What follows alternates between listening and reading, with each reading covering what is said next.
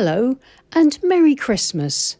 Welcome back to Lois and Morgana Davidson Art. I hope you're all enjoying the Christmas holidays. And if you managed to catch a break from the celebrations, then why not nip into your studio or your art space, grab some Payne's Grey and some salt, and why not give this a try? Hi and welcome to Lois and Morgana Davidson Art. It's Lois here, and today I'm going to be demonstrating how I experiment with one colour to paint this winter landscape. I'm using Cotman Payne's Grey. It's a lovely student quality colour that splits out with plenty of water to all different shades of grey and blue, which is why I really like it for these scenes. I'm using Milford cold press watercolour paper. It's taped to my board. My board's at an angle of about 20 degrees and I'm using a large wash brush to wet the sky all over. And then I shall wet the land in places, leaving some strips of dry paper. The dry paper will give me harder edges, and where I paint into the wet paper I'll get the soft diffusions. And I'll just play around with the paint and try and build up this loose watercolour scene. This is a really good exercise, especially for beginners, to get used to getting different tonal values to get the full range from the lightest light, which is the white of the paper, the mid values, and of course the darkest tonal values.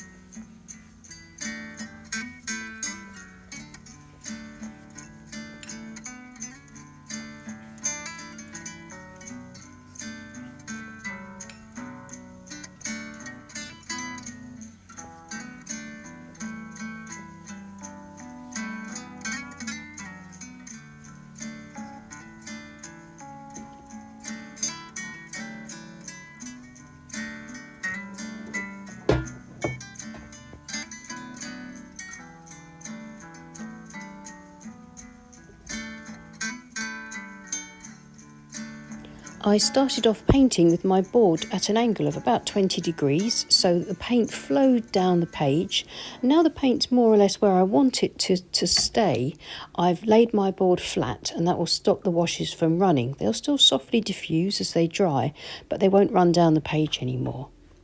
So I can continue putting in this lovely soft sky, trying to work it around the trees, and then I'm going to use a palette knife and scrape through the paint, the damp paint, and I'm going to put in my tree branches and tree trunks while it's still wet to get that lovely sort of fresh feel. If you don't like working with a palette knife, then wait till the painting is dry and then go in and paint the branches with a rigger brush or some other liner brush.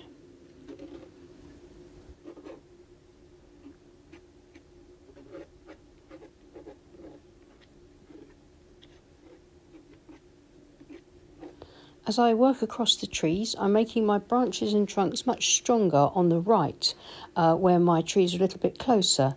The background trees, the distant trees, I'm keeping my marks a little lighter and paler and less detailed.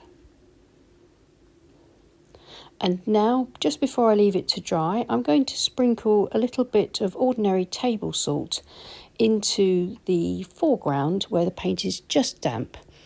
Only use salt when your paint is just damp. If it's too wet, it won't work, and if it's too dry, it won't work. And this should hopefully give me just the suggestion of some foreground in this abstract landscape, and just maybe the sparkle of some frost. Once I've sprinkled my salt on, I can leave it to dry. But if I just zoom you in first and just show you where the salt is scattered, and you can see that it's already beginning to work. What it does is each salt crystal will push away the damp paint and water away from itself, and as it dissolves, and it will give these tiny little flower patterns if you get it just right. It's worth practicing with this to see how the humidity in your studio and the heat in your studio reacts with salt, because every studio will be completely different, so there's no hard and fast rules for this. It takes some practice and experimentation, like everything else. And here's the dry painting, and you can see the pretty little patterns that the salt has given me in the foreground. I'm very pleased with that, suggesting a foreground, some undergrowth maybe, and some sparkly frost. I'm going to use a dry, clean brush and just brush across where the salt was in case there's any crystals of salt left, and that will remove them. If we look closely, you can see how pretty it looks, and you can also see how this Cotman Payne's grey has split out into shades of grey, almost black, with those beautiful blue hues as well. And now, using the rigger brush, I shall just finish off the painting, adding some slightly crisper detail with wet paint onto the dry painting.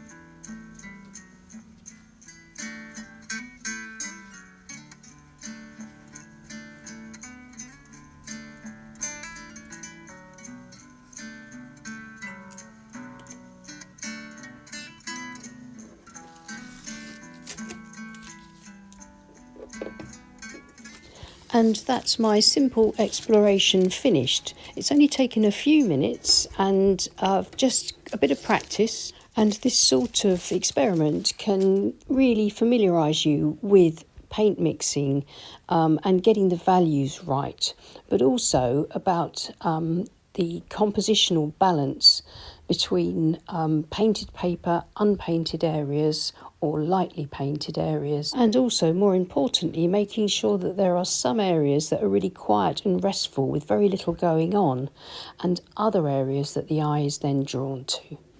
And lastly, it's great for practicing perspective, both linear and aerial. Well, thank you so much for watching.